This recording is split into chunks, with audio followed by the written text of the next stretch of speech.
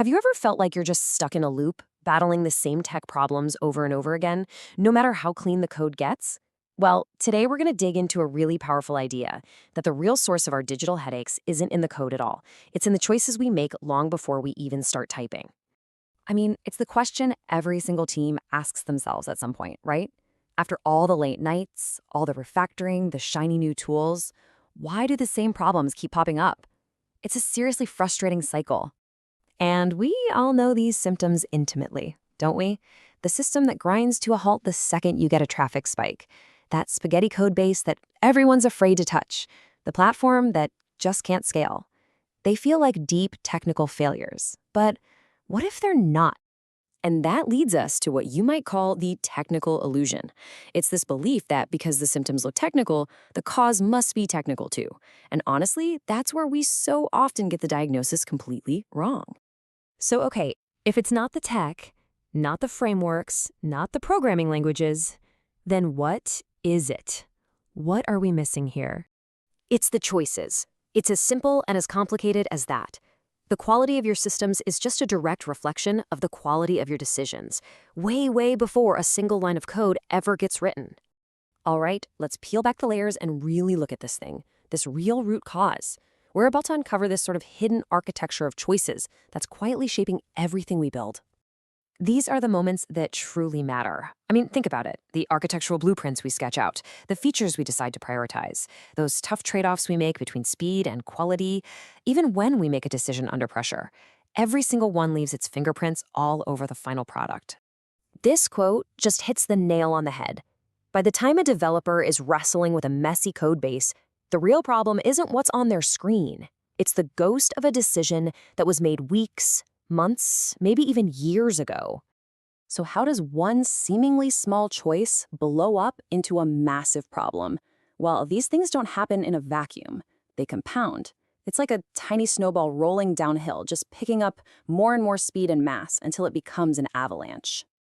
You can almost see the chain reaction unfold in slow motion.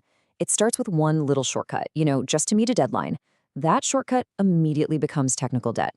And before you know it, that debt isn't just debt anymore, it's a brick wall, a constraint that stops your team from being able to innovate down the road. Let's make this super concrete. A rushed architectural choice made in a single meeting can literally turn into months of technical debt. A misaligned priority that gets decided in one planning session, that can create weeks of costly rework for your team next quarter. The cause is often invisible, hiding in an old meeting note, but the effect is painfully obvious. So if the problem is really in our thinking, well, the solution has to be there too.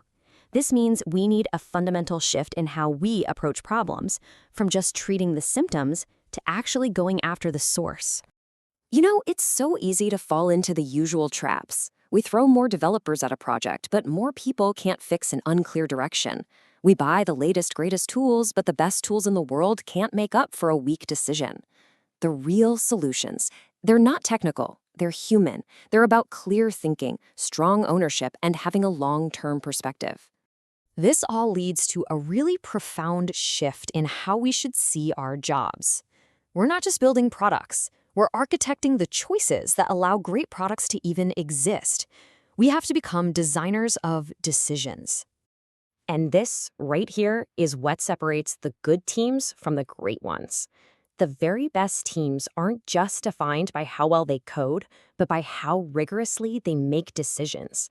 They actually slow down to ask why. They document their reasoning. They get that every single line of code is just a consequence of a choice made earlier on. This totally redefines what it means to be a skilled pro in this field. It's not just about flawless execution. It's about having the wisdom and the courage to make the best possible call when you don't have all the answers. Because let's be honest, that's pretty much the reality of all complex digital work. So here's the question I want you to take back to your team. The next time you're facing one of those stubborn, frustrating technical problems, just pause and ask, are we just fixing the code right now, or are we fixing the choice that created this mess in the first place? The answer might just change everything.